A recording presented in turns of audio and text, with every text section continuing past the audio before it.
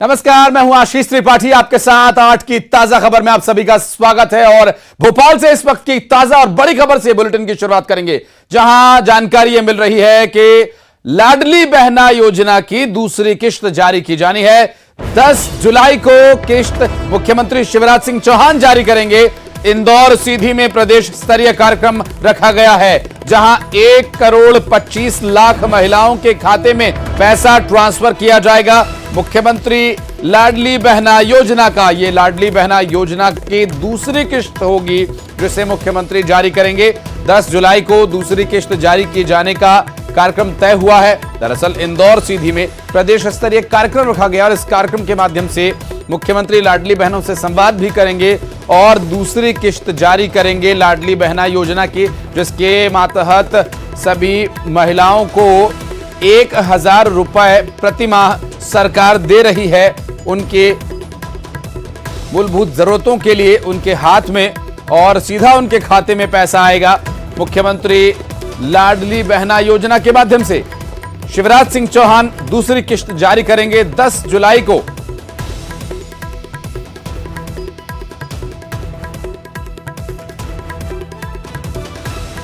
और लाडली बहना सम्मेलन में शिरकत करने के लिए, विकास कार्यों की सौगात देने के लिए मुख्यमंत्री शिवराज सिंह चौहान गुना आएंगे। आपको बता दें कि शाम को भोपाल में एक टिफिन पार्टी का भी कार्यक्रम रखा गया है। टिफिन पार्टी मुख्यमंत्री शिवराज सिंह चौहान दे रहे हैं। दरअसल शाम 7 बजे ये टिफिन पार्टी होगी। मुख्यमंत्री शिवराज सिंह चौहान टिफिन पार्टी का आयोजन कर रहे हैं। इस वक्त की बड़ी खबर, आज गुना आ रहे हैं मुख्यमंत्री शिवराज सिंह चौहान, जहां पर लाडली बहना सम्मेलन को संबोधित करेंगे, लाडली बहनों से संवाद करेंगे। और इसके अलावा शाम को भोपाल में एक कार्यक्रम है टिफिन पार्टी का, जिसमें टिफिन पार्टी मुख्यमंत्री शिवराज सिंह चौहान की तरफ से दी जाएगी।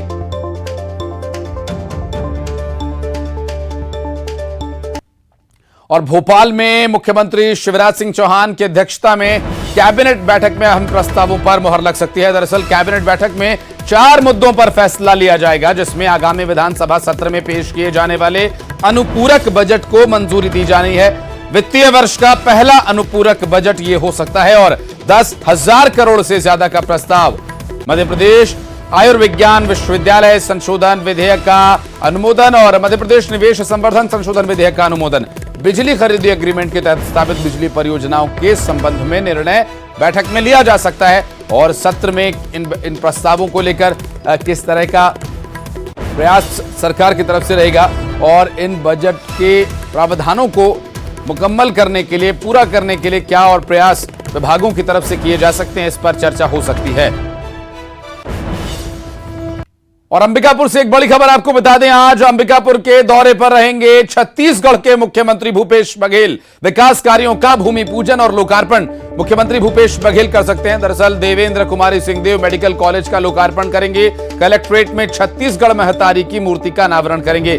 बूथ चलो अभियान कार्यक्रम में मुख्यमंत्री भूपेश बघेल शामिल होने वाले हैं। और आज अंबिकापुर के इस शेड्यूल को लेकर लगातार डिटेल्स आप तक हम पहुंचाते रहेंगे और इन कार्यक्रमों में भी ले चलने का प्रयास हमारा रहेगा। आपको बता दें, मुख्यमंत्री भूपेश बघेल यहां आने वाले हैं और प्रशासन पूरी तरह से तैयारियों में जुटा है। साथ ही मोहन मरकाम, मंत्री कवासी लखमा यहां पर उनके साथ मौजूद रह सकते हैं और कुछ कांग्रेस के बड़े पदाधिकारी भी इनके साथ नजर आएंगे। मोहन मरकाम, कवासी लखमा तो साथ रहेंगे ही, साथ ही कई अन्य पदाधिकारी भी इन कार्यक्रमों में मुख्यमंत्री भूपेश बघेल के साथ शिरकत कर सकते हैं।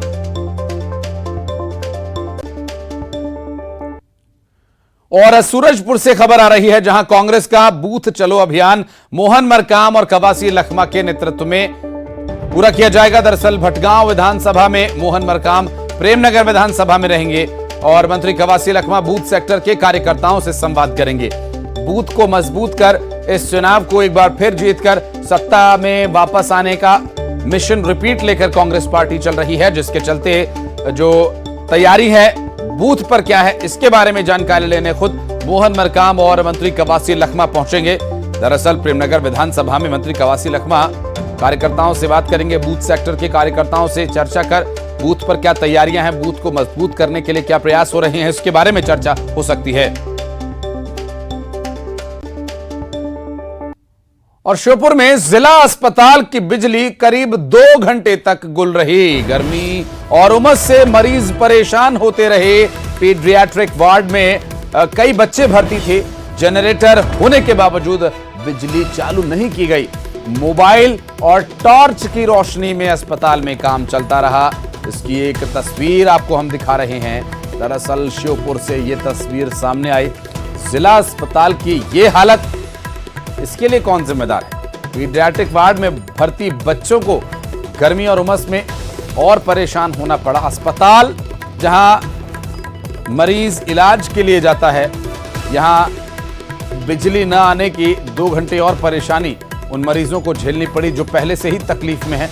और बताया ये भी जा रहा है कि हॉस्पिटल में जनरेटर था, लेकिन वो चलाया क्यों नहीं गया, ये भी एक बड़ा सवाल है। दरअसल गर्मी, उमस, क्योंकि बारिश का मौसम है, ऐसे में जब धूप निकलती है तो जो उबाल कर रख देने वाली उमस होती है, उस उमस में और जहां पर पहले एसी की व्यवस्था हो या जहां पर वेंटिलेशन ठीक से ना हो, ऐसी जगह पर उमस का जो आलम होता है, ठीक ठाक आदमी परेशान हो जाए। यहाँ तो फिर भी मरीज भर्ती हैं। तो 2 घंटे जो बिजली गुल रही, उसके लिए कौन जिम्मेदार है? इसके लिए बिजली महकमा जिम्मेदार है, ये तो अंदाजा लगाया जा सकता है। लेकिन जनरेटर स्टार्ट करके जब तक बिजली नहीं आई, तब तक वहां पर बिजली की आपूर्ति क्यों नहीं की गई, ये एक गंभीर सवाल है। और इसके पीछे कौन कारण हैं, कौन लोग हैं, क्या उन पर कार्रवाई की जा सकती है, क्या कार्रवाई की जाएगी, या फिर ये भी आता जाता टाइप से मामला करके प्रशासन की तरफ से इस पर भी मिट्टी डाल दी जाएगी। क्योंकि अस्पताल में मोबाइल के फ्लैश का टॉर्च जला करके इधर उधर मरीज आते जाते रहे। अस्पताल का जो स्टाफ है वो भी मोबाइल की फ्लैश जलाकर उसे काम में लगा रहा और 2 घंटे बिजली न आने की वजह से काफी परेशानी यहां पर मरीजों को हुई। और बेमेतरा से इस बीच एक बड़ी खबर आ रही है, आपको बता दें, एक ही परिवार के 4 लोगों ने जहर खा लिया। भाटापारा के अस्पताल में उन्हें भर्ती कराया गया है और सभी की हालत अभी गंभीर बताई जा रही है। बताया यह भी जा रहा है कि पारिवारिक विवाद में जहर खाने की बात सामने आई है। बेमेतरा के चिचोली गांव की ये पूरी घटना है। पुलिस इस पूरे मामले में तफ्तीश कर रही है और पारिवारिक विवाद हुआ, जिसके बाद 4 लोगों ने जहर खा लिया और जहर खाने के बाद उनकी हालत बिगड़ गई। दरअसल कीटनाशक पीकर उन्होंने जान देने की कोशिश की, खुदकुशी करने का प्रयास किया।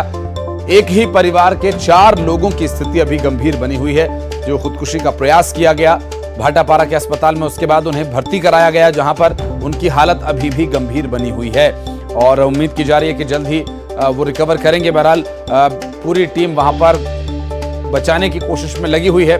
बेमेतरा से ये पूरा मामला सामने आया, जहां पर पारिवारिक विवाद के चलते आवेश में आकर 4 लोगों ने कीटनाशक का सेवन कर लिया और कीटनाशक पी लेने की वजह से उनकी जान पर बनाई है और इस वक्त गंभीर हालत में अस्पताल में भर्ती हैं चारों।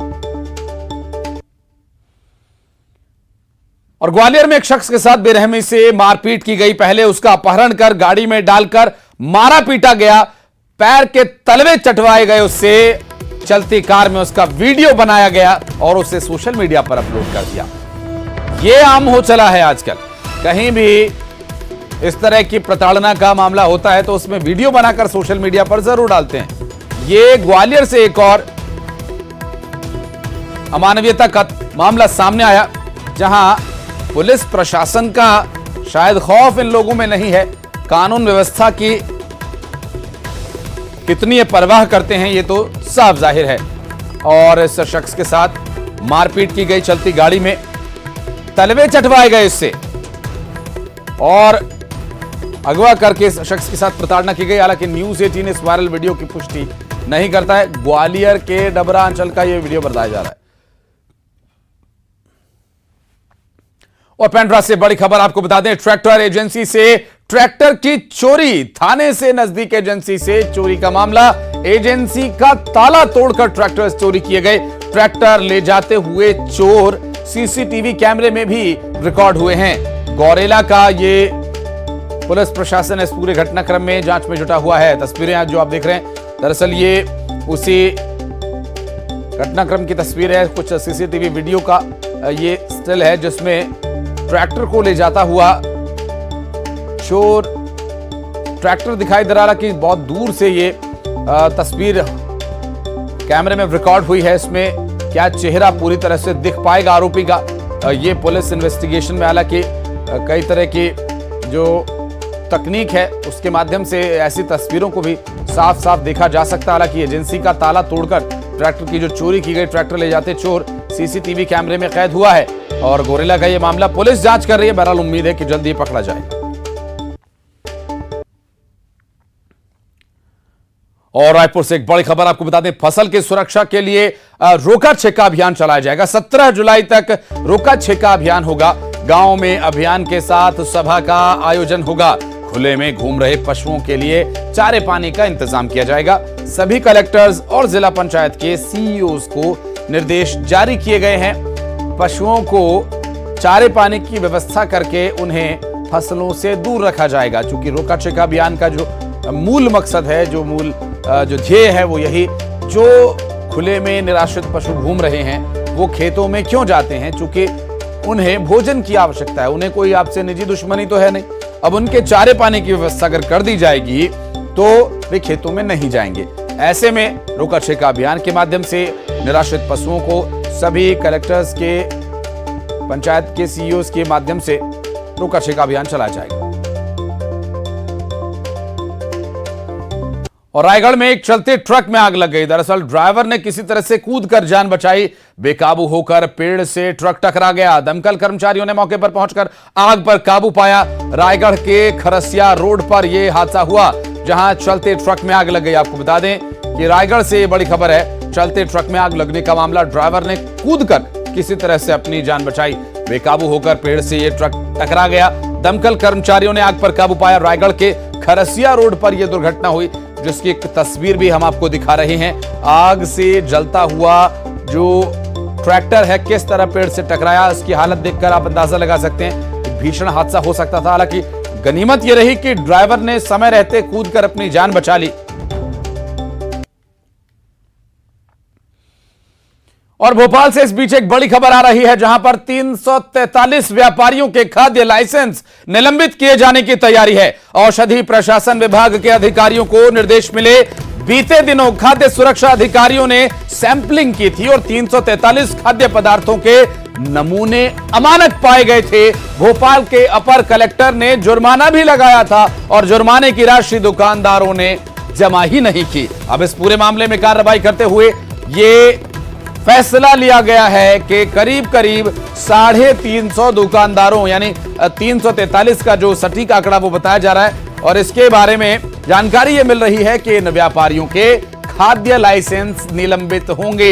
एक नहीं, दो नहीं, 3 मौके इन्हें दिए गए, लेकिन उसके बाद भी ये हालत, जहां के प्रशासन के कार्रवाई से, लोगों के जीवन से इन्हें कोई लेना देना नहीं, बात सिर्फ पैसे की है, तो इस पर कार्रवाई स्वाभाविक है प्रशासन की तरफ से। इस पूरे मामले में पहले तो अमानक खाद्य पदार्थों को रखा, दूसरा जांच हुई, दोषी पाए गए, उसके बाद जुर्माना भी जमा नहीं कराया, तो इससे साफ जाहिर है कि इन्हें कानूनी कार्रवाई का तो खौफ है नहीं, साथ ही लोगों की जिंदगी से खिलवाड़ करने का भी कोई संकोच नहीं। और एक खबर दमोह से, जहां हटा में मंचलों के हौसले कितने बुलंद है, इसकी एक बानगी यहां देखने को मिली। मंचलों ने बीजेपी महिला मोर्चा की एक पदाधिकारी के साथ ही सरेआम छेड़छाड़ की। भाजपा नेत्री कंप्यूटर क्लास के लिए अपने गांव से हटा जाती है और इस दौरान भाजपा के नेता पर मंचलों ने छीटाकशी की और वहीं पूरे मामले में पीड़िता ने शिकायत पुलिस में दर्ज कराई है। पीड़िता ने पुलिस थाने में पदस्थ महिला पुलिस कर्मचारी पर भी आरोप लगाए। चूंकि दूसरी तरफ हटा थाना प्रभारी का यह कहना है कि पीड़िता की रिपोर्ट तो दर्ज कर ली गई है, एक आरोपी को भी गिरफ्तार कर लिया गया है, दूसरे की तलाश की जा रही है, पुलिस पार्टियां बनाई गई हैं उसकी तलाश के लिए। लेकिन महिला सुरक्षा का यह मामला दमोह में सामने आया। इससे पहले केंद्रीय मंत्री भी दमोह पुलिस को सवालों के घेरे में ला चुके हैं और दमोह पुलिस की सुरक्षा को लौटाया था प्रहलाद पटेल ने। और रायपुर से बड़ी खबर, 14 जुलाई को अनियमित कर्मचारियों का हल्ला बोल है। मुख्यमंत्री आवास के घेराव की तैयारी में है। दरअसल अनियमित कर्मचारी 4 सूत्रीय मांगों को लेकर सीएम आवास के घेराव की तैयारी कर रहे हैं। अनियमित संविदा और दैनिक वेतनभोगी कर्मचारी भी इसमें शामिल होंगे। 14 जुलाई तारीख तय की गई है, जिसमें 4 सूत्रीय मांगों को लेकर मुख्यमंत्री आवास के घेराव की तैयारी में है अनियमित कर्मचारी। रायपुर से पूरी जानकारी हम आपको दे रहे हैं। इस प्रदर्शन में अनियमित कर्मचारी, जिसमें संविदा और दैनिक वेतनभोगी कर्मचारी यानी दिहाड़ी मजदूर भी शामिल होंगे।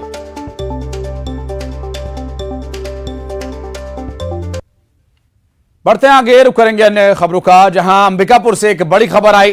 टमाटर व्यापारी से लूट के मामले में 2 लोगों को गिरफ्तार किया गया। व्यापारी से 80,000 रुपए सहित मोबाइल फोन लूट लिया गया था। दरअसल आरोपियों से 35,000 रुपए और मोबाइल फोन जब्त कर लिया गया है। टमाटर खरीदने के लिए बलसेड़ी ये व्यापारी गया हुआ था और गांधीनगर थाना क्षेत्र का यह पूरा मामला है। और टमाटर व्यापारी से लूट की वारदात को अंजाम दिया गया, जहां गांधीनगर थाना क्षेत्र का यह पूरा मामला है।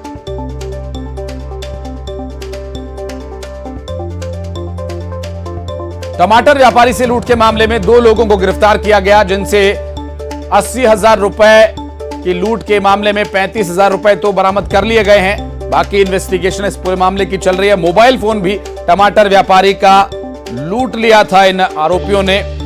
टमाटर व्यापारी समझकर ही क्या लूट करने गए थे, यह भी एक सवाल है। चूंकि इस पूरे मामले में जो कार्रवाई की गई है उसमें अब तक 35,000 रुपए और मोबाइल फोन रिकवर कर लिया गया है, जबकि बाकी रिकवरी कब तक होगी कह पाना अभी मुश्किल। हालांकि इस पूरे मामले में व्यापारी से पूछताछ हो रही है, आरोपियों से इन्वेस्टिगेशन की जा रही है। गांधीनगर थाना क्षेत्र का यह पूरा मामला है। और टमाटर व्यापारी से लूट के मामले में 2 लोगों को गिरफ्तार किया गया। टमाटर के दाम भी इन दिनों काफी बढ़े हुए हैं। क्या आरोपियों ने यही समझकर टमाटर व्यापारी को निशाना बनाया? कितने महंगे टमाटर बिक रहे हैं, बहुत पैसा इसके पास होगा। हालांकि इन्वेस्टिगेशन चल रही है इस पूरे मामले में।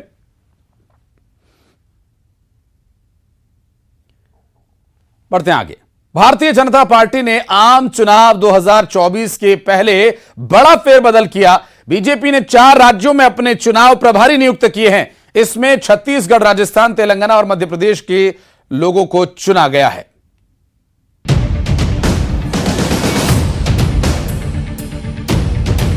भारतीय जनता पार्टी ने इस साल होने वाले विधानसभा चुनाव को देखते हुए 4 राज्यों में अपने चुनाव प्रभारियों के नाम की घोषणा कर दी है।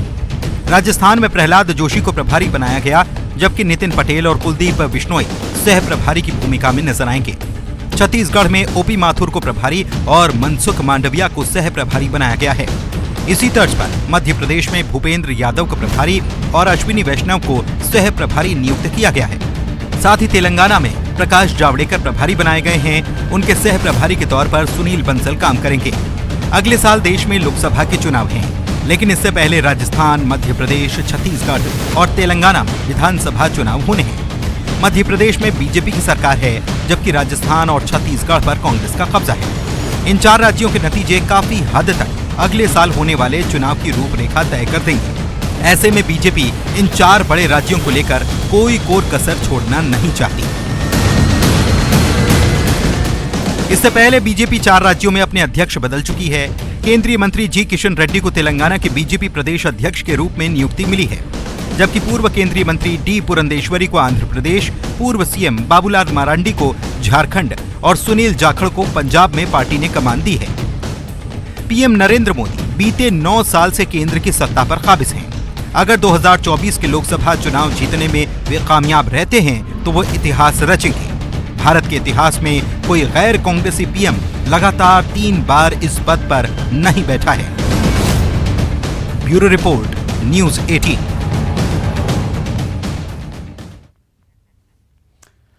और तमाम कंट्रोवर्सीज के बीच फिल्म मेकर अशोक पंडित की फिल्म 72 हूरें सिनेमाघरों में रिलीज हो गई है। लेकिन फिल्म को लेकर हो रहा विवाद इसकी रिलीज के बाद और बढ़ गया है। फिल्म मेकर अशोक पंडित को धमकियां मिल रही हैं, जिसके बाद उनकी सुरक्षा बढ़ा दी गई है।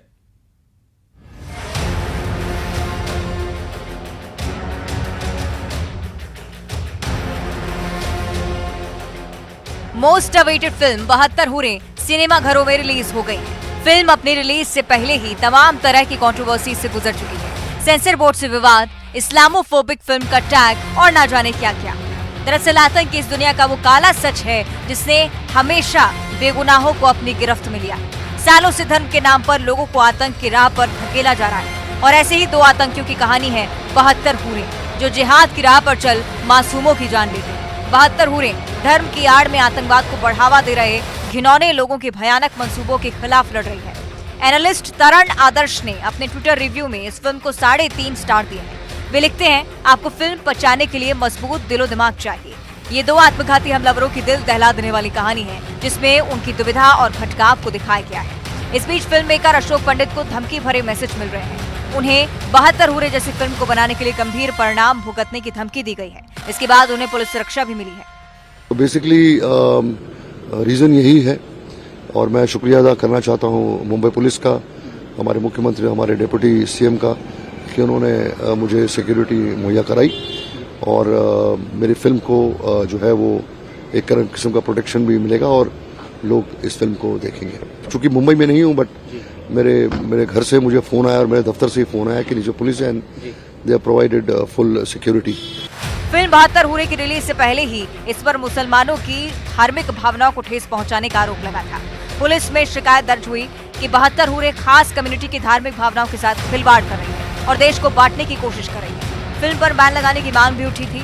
बहरहाल आने वाले दिनों में देखना होगा कि 72 हुरे बॉक्स ऑफिस पर क्या कमाल कर दिखा पाती है। Bureau report, news 18।